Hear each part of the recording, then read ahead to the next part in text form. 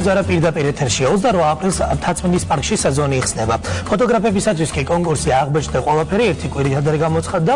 თეატრალიზებული წარმოდგენები არტუკვარული მანქანების გამოფენა მოკლედ ეს აქტივობების სრული ჩამონათვალი არ არის. დეტალებზე კი პარკის დირექტორი ირაკლი სასანია და საზოგადოებასთან ურთიერთობის სამსახურის უფროსი სალომე ჩხეიძე ისაუბრებენ.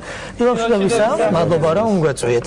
ბატონო ირაკლი, ვიცი რომ მთაწმინდის პარკი სამ ზონად არის დაყოფილი და სხვადასხვა ასაკის ადამიანებს სხვადასხვა აქტივობებს და გართობას თავაზობთ. მოდი პირველ რიგში ალბათ ბავშვებს აინტერესებს, ბავშვებისათვის რა არის რა იქნება დაგეგმილი ამ დღეს გითხარით.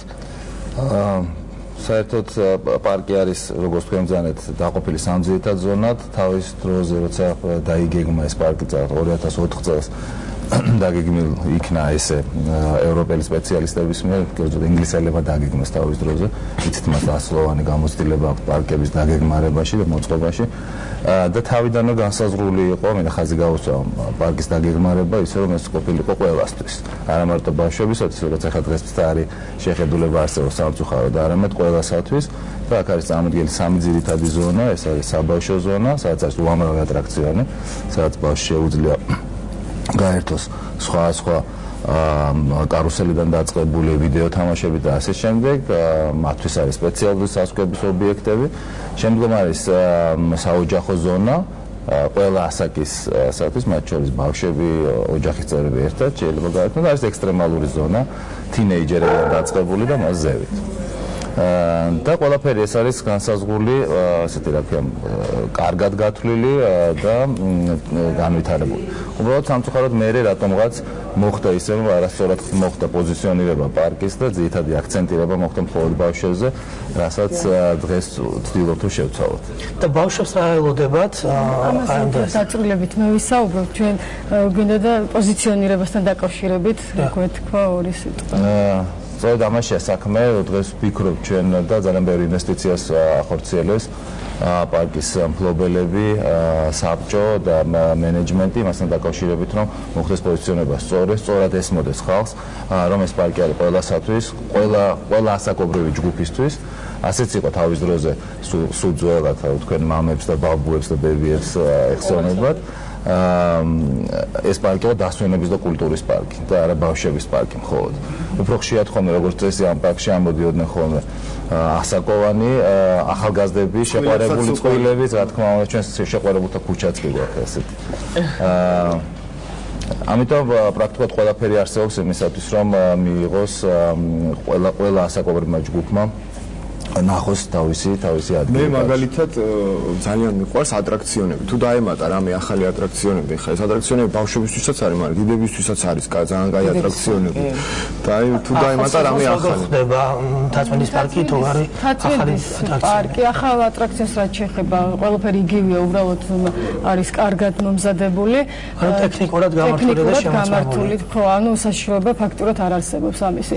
სეზონის გახსნა გვაქვს სიმბოლურად, ანუ მთაწმინდის პარკი ჩვენ სტუმრებს თავაზობს უამრავ გასართობ ღონისძიებას, რა თქმა უნდა აღინიშნოს, რომ ეს არის თავისუფალი დასწრება. 28 აპრილს 3 საათზე იწყება აქტივობები ყველა ზონაში, ანუ საბავშვოში საბავშვო აქტივობები იქნება, საოჯახოში სეგმენტურად არის დაყოფილი და ექსტრემალურ ზონაშიც ექსტრემალური ღონისძიებებია დაგეგმილი. ჩვენ სიურპრიზი გვაქვს ახლა თქვენთვის და მინდა რომ ჩვენ სტუმრებს შემოვიყვან ჩვენთან სტუდიაში მთაწმინდის პარკში.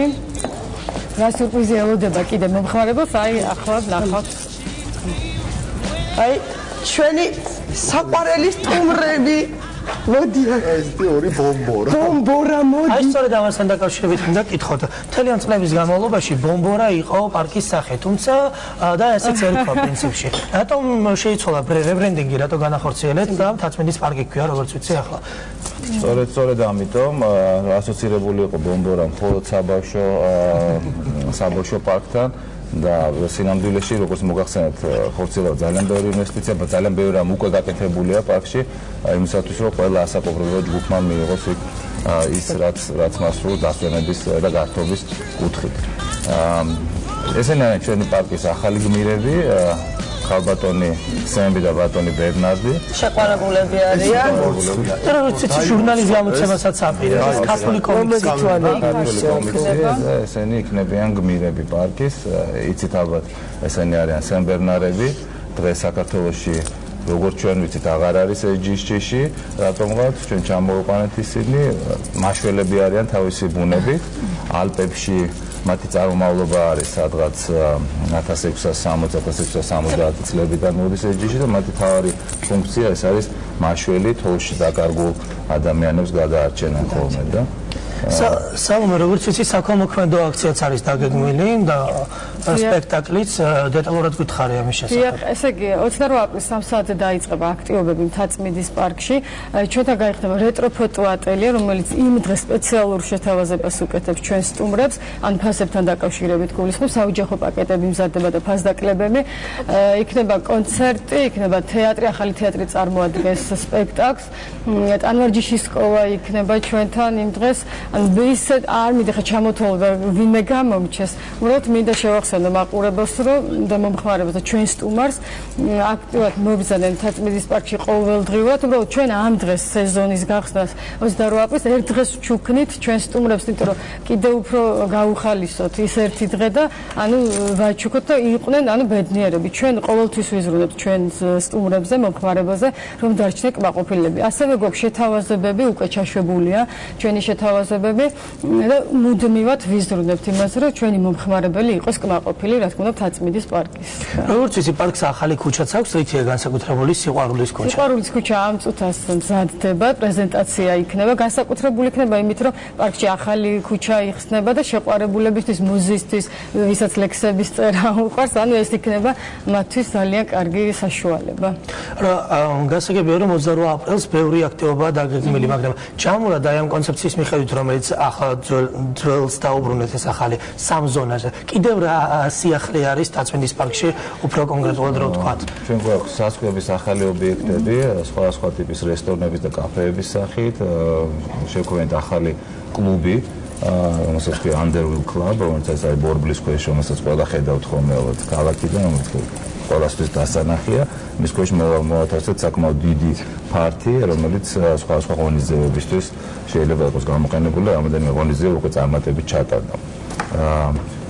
ასე რომ ძალიან ბევრი რამ დახვდებათ სიახლე ჩვენს თანამემამულებს და არა მარტო ჩვენს თანამემამულებს სტუმრებს ნებისმიერ ქვეყნიდან. სწორედ ამ Underwood-შია დაგეგმილი დასკვნითი საღამო ღონისძიების სეზონის გახსნის დასკვნითი ნაწილი გაიმართება საქველმოქმედო აქციის, რომელსაც შემოღამება მთაწმინდაზე ქვია და იქ უბრალოდ მოსაწვევებით არის დასწრება და აქედან გამომდინარე ძალიან საინტერესო და კარგი პროექტები განხორციელდება. ჩვენ მუდმივად ვიქნებით მასპინძელი, მხარდამჭერი და პარტნიორები ყველა ინოვაციური პროექტების. ძალიან დიდი მადლობა სტუმრობისათვის. მაყურებელს შევახსენებ, რომ 28 აპრილს მთაწმინდის პარკში სეზონი იხსნება. ჩვენი სტუმრები კი იყვნენ მთაწმინდის პარკის დირექტორი ირაკლი სასანია და საზოგადოებასთან ურთიერთობის სამსახურის უფროსი სალომე ჩხეიძე. ცოტა ხანში ჯგუფი ზე შემოგვეერთდება.